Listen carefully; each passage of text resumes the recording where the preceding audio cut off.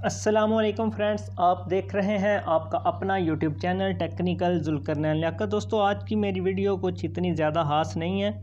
काफ़ी ज़्यादा बंदे पूछते हैं, जो नए यूट्यूबर होते हैं खास करके, है कि यार हम अपने चैनल का जो लिंक है वो कॉपी कैसे करें। तो दोस्तों, आपने सिंपली अपने यूट्यूब को ओपन करना है।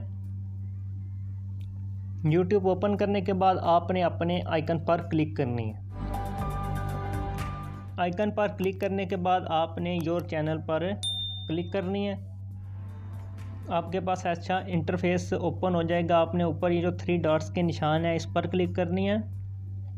इस पर क्लिक करने के बाद आपने शेयर पर क्लिक करनी है। तो इधर क्लिक करने के बाद दोस्तों, ये जो लिखा हुआ है कॉपी लिंक, तो आप इधर से अपने चैनल का लिंक कॉपी कर सकते हैं। उसके अलावा आप अपनी ये जो लिंक है उसको व्हाट्सएप, फेसबुक मैसेज भी किसी को करके भेज सकते हैं।